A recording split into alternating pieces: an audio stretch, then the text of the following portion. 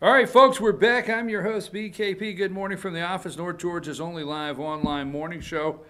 Um, you can reach the show, 706-889-9700. And right there, and all the social media ways to get in touch with us.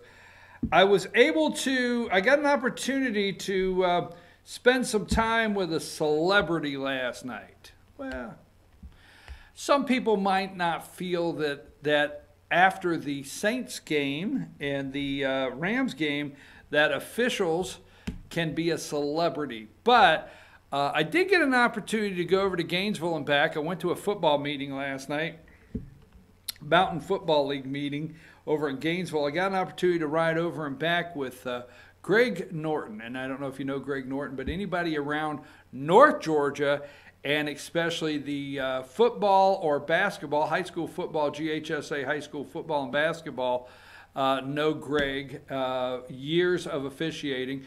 Greg actually was white hat for a Georgia State championship game, high school championship game. He was white hat, and you know what that means, those out there. And he has called several, I don't know about football, but he has reffed several NCAA basketball games. In fact, he's headed up to Kentucky this weekend to do one up there. And this year, Greg will be receiving an award Thursday night. Good for him. He's from our area. He is from Fannin County. Greg Norton is from Fannin County. And he will be receiving the officials of the Year award from the Atlanta Sports Writers Association. It's going to be a big dinner Thursday night. And AJC is going to be there doing a big spread on it. And Greg Norton from Fannin County will be receiving the Georgia Official of the Year award. So congratulations to Greg. I'll tell this really quick story. I did not, several years ago, I did not know who Greg is. And I didn't know him, you know. I don't know who this guy is, and so I'm up in a booth of one time Gilmer went over to play Dalton. Let me just tell the story. Gilmer went over to play Dalton in football, and I did not feel the officiating was very good during that game. So that spring, I'm up in a baseball booth, okay. High school baseball's going on. I'm up in a booth, and a guy comes up, and I'm doing some PA announcing, and a guy comes up, and he's sitting over there, and I said, "Oh, what are you here to do?" And he said, "I'm here to do pitch count." Okay, pitch count. Well, GHSA sent somebody to do pitch count. They couldn't find anyone, so they called this guy. He goes up there, he did pitch count. I do not know why. I can't remember why. We talked about it last night. Greg and I talked about it last night. But for some reason in the booth, I went on and on. The conversation started about the Dalton officiating crew. And I went on and on, this is high school football, about Gilmer going over to Dalton and how bad that officiating crew is. I mean, I was saying everything I could think of about this officiating crew from Dalton that I did not like. And I'm in the booth and I look over and I say, by the way, what's your name? Greg Norton. What do you do?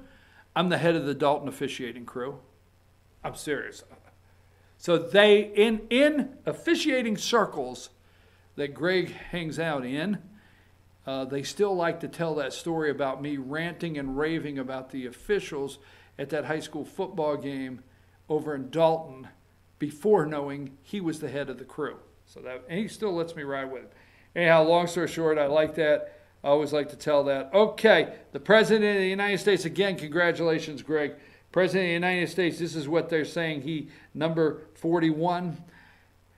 Michael Cohen will not be testifying, so let's go over this like the Godfather.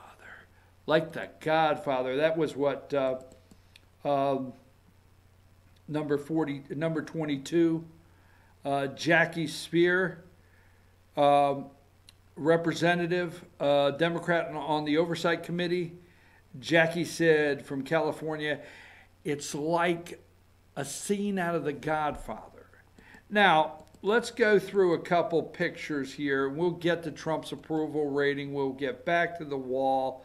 Okay. Oh, by the way, number seven, really quick. We're still on Ginsburg watch. Just make sure we haven't give that up. We're still on Ginsburg watch, okay? Just got to throw that in, all right? It looks as though she will expire this year, according to Fox News. So we're on Ginsburg watch. It's daylight 16. What we have decided, this being the Cub fan, has decided we need to see a New York Times with a today's date and hold it up and wave at the same time. So there we go. So let's go back to number, Democrats accuse number 21. All right. So let's go through this just for a minute. Number 21, Democrats accuse Trump of witness tampering. Cohen cancels congressional appearance, citing ongoing threats. Okay. Ongoing threats is number 23. Michael Cohen postpones. Number 23, Michael Cohen postpones congressional testimony, citing threats against his family by Trump and Giuliani. Okay, let me sort through some more here. See what we got. So, hang tight. Number 31 at 6:02 this morning was top story. This was top story from MSNBC. The lovely Minka Cohen postpones congressional testimony, citing ongoing threats against family from Trump and Giuliani. That was 6:02 this morning. Let me get, let's see what else I have. Let's go to number 35. CNN at 4 a.m. in the morning. First thing, 4 a.m. Eastern time. The very first graphic on the screen. Cohen delays testimony over threats. Okay? Now, there's a reason I'm going with this, okay? This way. Let me see what else I have here. Hold on a minute. So, Cohen has decided he doesn't want to. He wants to go straight to jail. He doesn't want to, he doesn't want to go to Congress and give his testimony. He wants to go straight to jail. This is from Lanny Davis, the low-life piece of garbage.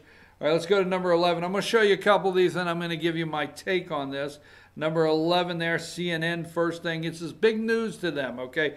They're running this all day. Michael Cohen postpones House testimony, cites ongoing threats against family from Trump and Giuliani. Number 12, okay?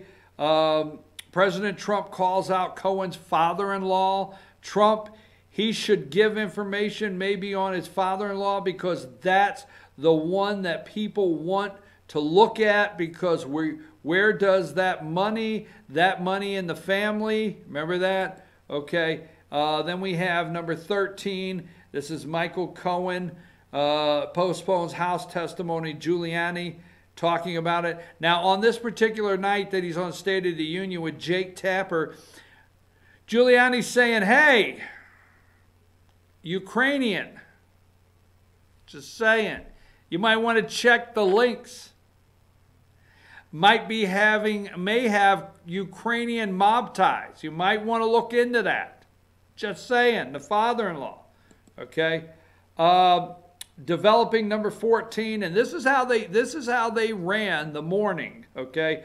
Michael Cohen postpones House testimony. All right. That's another one they put up there. Number 15. Now these are the things I'm showing you at 1:10 a.m. They did not stop. They went from 4 a.m. Okay. They went from top of the hour for 10 minutes. Michael Cohen postpones House testimony. There's the next one. All right. Now, that being said, and let's go here, number 19. This is Lanny Davis. So sometimes on the show, we don't have time to go into some details. We just have time to say you need to go do research on where this little low-life attorney, just one notch above, I don't believe I said that, Michael Avenatti, okay? Lanny Davis, media advisor, okay, to Michael Cohen. Cohen postpones congressional testimony due to ongoing threats against his family from President Trump and Mr. Giuliani as recently as this weekend, as well as Mr. Cohen's continued cooperation with ongoing investigations By advice of counsel, Mr. Cohen's appearance will be postponed to a later date. This is a time where Mr. Cohen had to put his family and their safety first, okay? And then they ran, Michael Cohen, number 20, the Trump's tweets, okay? Michael Cohen asked judge for no prison time. You mean he could do all of the terrible, unrelated to Trump things have to do with fraud, big loans, taxis, etc., and not serve a long prison term? He makes up stories to get a great and already reduced deal for himself and get his wife and father-in-law, who has the money, off scot-free. He lied for the outcome and should, in my opinion, serve a full and complete sentence.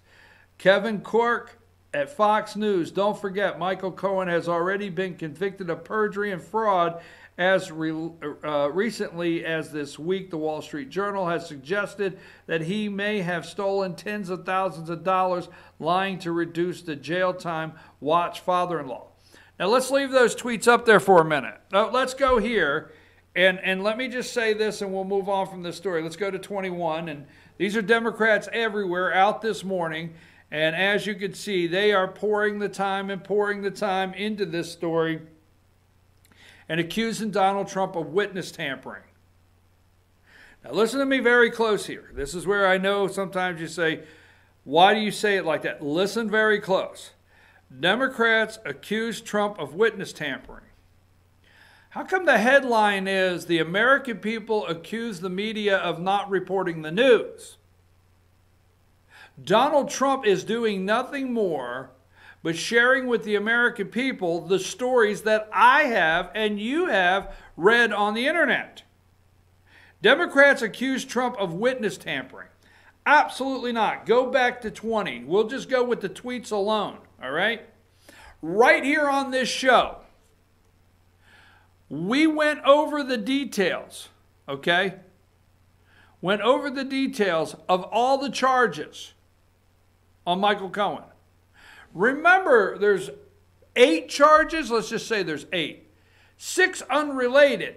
2 deal with what is alleged campaign finance laws, which the 2 allegedly, the campaign finance laws violations, those 2 alone. If that was it for Michael Cohen, if that's all they found, if they only found, according to them and special counsel, all right, if they only found 2 payments, one to the Playboy Bunny McDougal and one to Stormy Daniels, if that's all they found, and they were trumping up, no pun intended, charges on Michael Cohen over campaign finance law, he would do nothing but pay a fine. Obama paid a fine. They pay a fine. A fine. Now, the barbershop boy, the boy that kept going and getting the haircuts, all right, from down in North Carolina, what was his name? That had a mistress, that had a baby, that actually paid the bills out of campaign funds, okay, was never found guilty.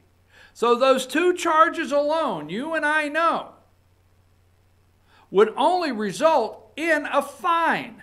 But Cohen got 3 years. They couldn't walk away from the other 6 charges. I'm saying 8, but the other 6 charges. We did it right here on this show.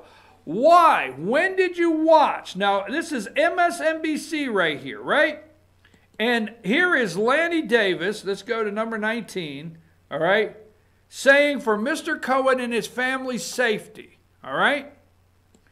And then you look at number 21. This is MSNBC again, all right? Democrats accuse Trump of witness tampering.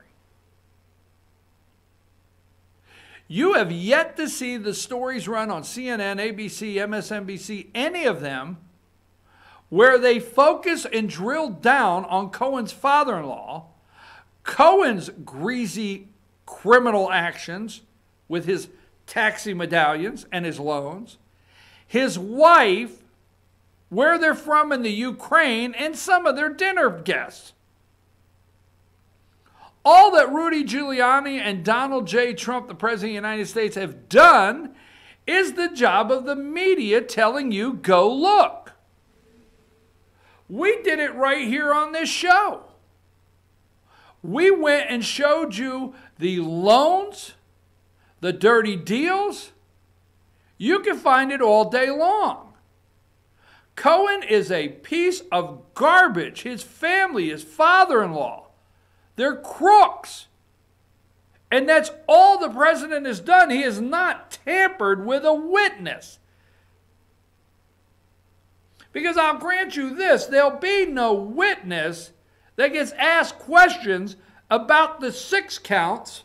6. They'll get up there and they'll say, did the President of the United States ask you to lie or change your testimony in reference to the Stormy Daniels payments in the Trump Tower meeting? But the 6 will go undiscussed. We did it here on the show. Folks, there's no witness tampering. There's no threats. The only thing Trump has done, if they feel threatened, is he told the American people, go search for yourself. Trump is not, Rudy Giuliani is not witness tampering. They're only exposing what's actually in those indictments and who these people really are, where the media will not, but they're going to treat it as top news all day. So let's look at number 3. Don't forget, number 3, the Confederate flag, the new Confederate flag of the nation there, Make America Great Again hat. And I'm going to take a brief break. And do you know where Beckley, West Virginia is? Beckley, West Virginia. Do you? They've got a bathroom bill in this little city in the South. Interesting. We'll talk about that when we come back.